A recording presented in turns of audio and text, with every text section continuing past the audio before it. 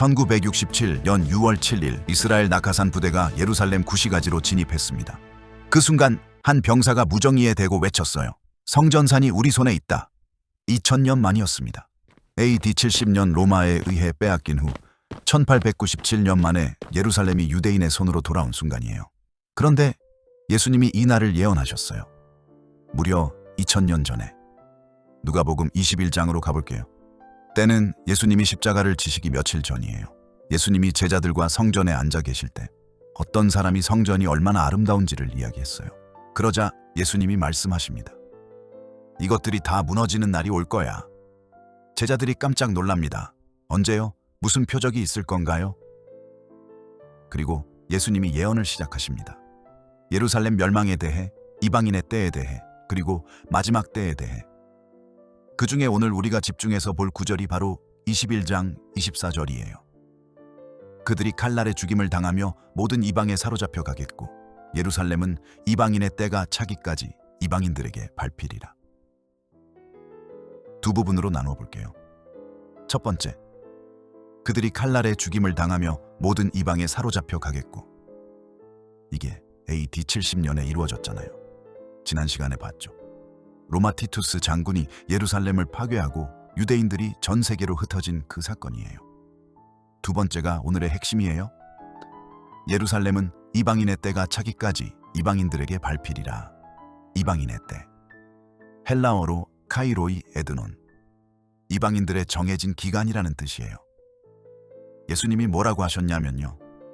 예루살렘이 이방인들에게 밟히는 기간이 있는데 그 기간이 차면 끝난다는 거예요.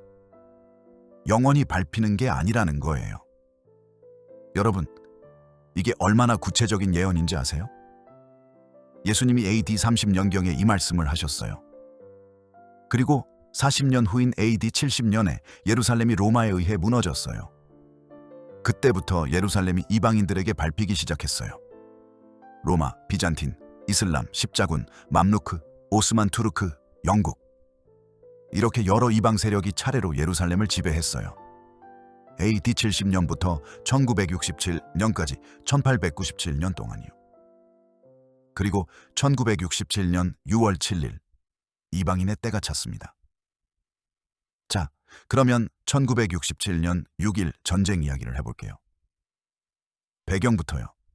1948년 이스라엘이 독립했잖아요. 그런데 그 독립전쟁에서 요르단이 예루살렘 구시가지, 즉 동예루살렘을 점령해버렸어요. 유대인들이 가장 소중하게 여기는 서쪽 성벽. 동곡의 벽도 요르단 지배에 들어갔어요. 유대인들은 자기들이 독립을 했는데 정작 예루살렘 구시가지에는 들어갈 수가 없었어요. 그렇게 19년이 흘렀어요. 1967년 5월 이집트의 나세르 대통령이 이스라엘 남쪽 시나이 반도에 군대를 집결시켜요. 그리고 아카바만을 봉쇄해서 이스라엘의 해상 통로를 막아버려요. 시리아, 요르단도 전쟁 준비를 해요. 이스라엘은 사방이 적으로 둘러싸인 상황이었어요. 당시 이스라엘 인구가 250만 명이었어요. 주변 아랍 국가 연합 인구가 1억 명이 넘었어요. 군사력도 비교가 안 됐어요. 이스라엘 전투기 200대, 아랍 연합 전투기 900대, 탱크도 마찬가지였어요. 국제사회는 이스라엘이 얼마나 버틸 수 있을지를 걱정하는 분위기였어요. 1967년 6월 5일 월요일 아침, 이스라엘이 먼저 선제 공격을 했어요. 이스라엘 공군이 이집트 공군 기지를 기습 폭격했어요. 불과 몇 시간 만에 이집트 전투기 300여 대가 지상에서 파괴됐어요. 이집트 공군이 거의 괴멸된 거예요. 같은 날 시리아, 요르단 공군도 공격했어요. 그날 하루에 아랍 연합 공군력의 대부분이 무력화됐습니다. 공중 유세를 확보한 이스라엘 지상군이 진격했어요. 시나이 반도, 가자 지구, 서안 지구로. 그리고 6월 7일 수요일 이스라엘 낙하산 부대가 예루살렘 구시가지로 진입했어요. 이스라엘 국방장관 모세 다얀이 통곡의 벽 앞에 섰습니다. 그리고 이런 말을 남겼어요. 우리는 예루살렘의 모든 구역, 구시가지와 유대, 사마리아, 골란 고원으로 돌아왔다. 우리는 성지들을 포기하지 않을 것이다. 전쟁이 시작된 지 6일 만에 끝났어요. 그래서 6일 전쟁이에요. 세계 군사 전문가들이 지금도 이 전쟁을 군사 역사의 미스터리라고 해요. 어떻게 이렇게 압도적인 열세에서 6일 만에 이길 수 있었냐고요. 성경을 아는 사람들은 달리 봐요. 예수님이 이방인의 때가 차기까지라고 하셨는데 1967년이 그때였던 거죠. 자, 그런데 누가복음 21장 24절 이야기가 끝이 아니에요. 스가랴 12장에 아주 흥미로운 예언이 있어요. 스가랴는 기원전 500년대 선지자예요. 바벨론 포로에서 귀환한 후 예루살렘에서 사역했어요. 스가랴 12장 2절부터 3절입니다. 보라, 내가 예루살렘으로 그 사방 모든 민족에게 취하게 하는 잔이 되게 할 것이라. 예루살렘이 애워싸일 때에 유대까지 이르리라. 그날에는 내가 예루살렘을 모든 민족에게 무거운 돌이 되게 하리니 그것을 드는 모든 자는 크게 상할 것이라. 천하 만국이 그것을 치려고 모이리라. 취하게 하는 잔. 이 표현이 참 인상적이에요. 잔을 들었다가 갑자기 취해서 비틀거리는 이미지잖아요. 예루살렘이 주변 민족들에게 그런 존재가 된다는 거예요. 갖고 싶어서 잡으려 하는데 잡으면 오히려 취해서 비틀거리는. 그리고 무거운 돌이에요. 들어올리려 하는데 너무 무거워서 들다가 오히려 크게 상한다는 거예요. 여러분, 지금 세계 뉴스에서 가장 많이 등장하는 지역이 어디예요? 예루살렘이에요. 이스라엘 팔레스타인 문제예요. 인구 940만 명의 작은 나라 이스라엘이 세계 200개 나라 중에서 왜 이렇게 많은 국제사회의 주목을 받는 걸까요? 유엔 안보리 결의안이 역사상 가장 많이 통과된 나라가 이스라엘이에요. 취하게 하는 잔, 무거운 돌.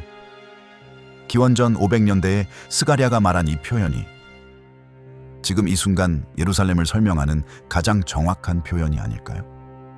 3절 마지막을 보면 천하 만국이 그것을 치려고 모이리라고 나와요. 아마겟돈 전쟁과 연결되는 구절이에요. 이건 다음 시즌에서 더 자세히 다루겠지만 마지막 때에 온 세상이 예루살렘을 중심으로 집결한다는 예언이에요. 자, 이제 이사야 62장을 볼게요. 스가랴가 예루살렘이 갈등의 중심이 된다고 했다면 이사야는 예루살렘을 향한 하나님의 마음을 이렇게 표현해요. 이사야 62장 1절입니다. 나는 시온의 의가 빛같이 예루살렘의 구원이 횃불같이 나타나도록 시온을 위하여 잠잠하지 아니하며 예루살렘을 위하여 쉬지 아니할 것인즉. 하나님이 예루살렘을 위해 잠잠하지 않겠다. 쉬지 않겠다고 하세요. 포기하지 않겠다는 거예요. 그리고 이사야 62장 6절부터 7절입니다. 예루살렘이여, 내가 너의 성벽 위에 파수꾼을 세웠은즉 그들이 주야로 계속 잠잠하지 아니하리라.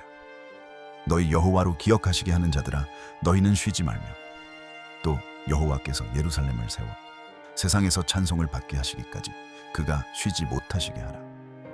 파수꾼들이 주야로 잠잠하지 않는다는 거예요. 예루살렘을 위해 계속 기도하고 하나님이 쉬지 못하시게 간구하라는 거예요. 그런데 이 말씀에서 한 가지 더 보고 싶은 게 있어요. 예루살렘을 세워 세상에서 찬송을 받게 하시기까지. 예루살렘이 세상에서 찬송을 받는 날이 온다는 거예요. 지금처럼 갈등의 도시가 아니라 찬송의 도시가 된다라는 거예요. 그래서 이사야 62장은 단순히 지역 정치 이야기가 아니에요. 하나님의 구속 역사의 지리적 중심이 예루살렘이라는 선언이에요. 자, 그러면 여기서 중요한 질문이 하나 나와요. 1967년에 예루살렘이 이스라엘에 돌아왔으면 이방인의 때가 완전히 찬 건가요? 솔직하게 말씀드릴게요. 이 부분에 대해 학자들 사이에도 의견이 나뉘어요. 한쪽에서는 1967년 6.1 전쟁으로 예루살렘이 이스라엘의 통제 아래 들어온 것 자체가 이방인의 때의 종료를 의미한다고 봐요. 다른 쪽에서는 아직 완전히 찬 건 아니라고 봐요. 이유가 있어요. 예루살렘 구시가지 안에 있는 성전산, 이슬람의 성지인 알-아크사 모스크와 황금돔 사원이 있는 그곳. 지금도 이슬람 교도들이 실질적으로 관리하고 있어요. 이스라엘이 예루살렘을 통제하고 있지만 성전산만큼은 완전하지 않다는 거예요. 어느 해석이 맞냐고요? 저도 확실하게 말씀드리기 어려워요. 그런데 한 가지는 분명해요. 1967년이 성경 예언의 관점에서 아주 중요한 해라는 거예요. 기원전 70년부터 1967년까지 1897년 동안 예루살렘이 이방인의 손 아래에 있었어요. 그리고 1967년에 유대인들이 예루살렘을 되찾았어요. 예수님이 이방인의 때가 차기까지라고 하신 그 방향으로 역사가 흘러온 건 분명해요. 현재 예루살렘은 어떤 상황이냐 하면요. 이스라엘 정부는 예루살렘을 자국의 수도로 선언했어요. 2018년에 미국이 대사관을 텔아비브에서 예루살렘으로 이전했어요. 그런데 국제사회 대부분은 예루살렘의 지위를 인정하지 않아요. 팔레스타인도 동예루살렘을 자신들의 수도로 주장해요. 스가랴가 말한 취하게 하는 자니 지금 이 상황을 정확하게 묘사하고 있어요. 자, 오늘 이야기를 한번 큰 그림으로 정리해 볼게요. 예루살렘에 관한 성경 예언이 어떻게 이루어져 왔는지를요. 첫 번째, 기원전 1000년경 다윗이 예루살렘을 수도로 삼아요. 하나님이 이 도시를 특별히 선택하셨어요. 시편 132편 13절, 여호와께서 시온을 택하시고 자기 거처를 삼고자 하여 이르시기를. 두 번째, 기원전 586년 바벨론에 의해 예루살렘이 무너지고 성전이 불타요. 그런데 70년 후에 돌아왔잖아요. 세 번째, 기원 후 70년 로마에 의해 다시 무너져요. 예수님이 예언하신 그 사건이에요. 그리고 이번엔 2000년 가까이 이방인의 손에 놓였어요. 네 번째, 1948년 이스라엘이 독립해요. 그런데 예루살렘은 아직 분리되어 있었어요. 다섯 번째, 1967년 6.1 전쟁으로 예루살렘이 다시 이스라엘 손에 들어왔어요. 이방인의 때가 차기까지라는 예수님 말씀의 방향으로요. 여섯 번째, 그리고 현재 예루살렘은 스가랴의 예언대로 취하게 하는 잔이 되어 전 세계의 관심과 갈등의 중심에 있어요. 일곱 번째, 미래 이사야 62장이 말하는 세상에서 찬송을 받는 예루살렘이 오는 날. 여러분, 이 흐름을 보면 예루살렘이 그냥 중동의 한 도시가 아니라는 게 느껴지시지 않나요? 하나님이 이 도시를 통해 구속 역사를 이루어가고 계신다는 게, 오늘 이야기의 핵심을 한 문장으로 말씀드리면 이거예요. 하나님은 역사의 주소를 알고 계십니다. 예루살렘이라는 구체적인 주소를요. 그리고 그 주소를 중심으로 역사를 이루어가고 계십니다. 서기 70년부터 1967년까지 1897년 동안 이방인의 손에 있던 도시가 돌아왔어요. 예수님이 이방인의 때가 차기까지라고 하셨는데 그 방향으로 역사가 흘렀어요. 이게 우리에게 무엇을 의미하냐 하면요. 첫 번째, 성경 예언은 정치적 이야기가 아니에요. 하나님의 구속 계획의 지도예요. 예루살렘을 중심으로 하나님의 이야기가 완성을 향해 가고 있어요. 두 번째, 뉴스에서 이스라엘 팔레스타인 갈등을 볼 때 우리는 두 가지 시각이 필요해요. 하나는 그 안에서 고통받는 사람들을 향한 인간적 공감. 다른 하나는 이 갈등이 성경 예언의 흐름 속에 있다는 신학적 이해. 이 두 가지가 균형을 이루어야 해요. 세 번째, 스가랴 12장의 예언이 지금 이 순간 이루어지고 있다는 사실이 우리에게 주는 건 두려움이 아니에요. 하나님이 역사를 주관하고 계시는구나 라는 확신이에요. 데살로니가전서 5장 4절에서 바울은 이렇게 말해요. 형제들아, 너희는 어둠에 있지 아니하매 그 날이 도둑같이 너희에게 임하지 못하리니. 깨어있는 사람에게는 도둑이 들지 않아요. 성경이 말하는 방향을 알고 있는 사람에게는 세상이 아무리 혼란스러워도 하나님이 붙들고 계신다는 확신이 있어요. 오늘 이야기를 정리해 볼게요. 누가복음 21장 24절. 예루살렘은 이방인의 때가 차기까지 이방인들에게 밟히리라. 이 예언이 AD 70년부터 1967년까지 1897년 동안 이루어졌어요. 1967년 6.1 전쟁. 6일 만에 전쟁이 끝나고 예루살렘이 이스라엘 손으로 돌아왔어요. 스가랴 12장 2절부터 3절. 예루살렘이 취하게 하는 잔, 무거운 돌이 된다는 예언. 지금 이 순간 예루살렘이 정확히 그 모습이에요. 이사야 62장. 하나님이 예루살렘을 위해 쉬지 않으신다는 약속. 예루살렘이 결국 세상에서 찬송을 받는 날이 온다는 소망. 이 모든 것이 하나의 방향을 가리키고 있어요. 하나님의 이야기가 완성을 향해 가고 있다는 것. 오늘도 함께 해주셔서 감사합니다.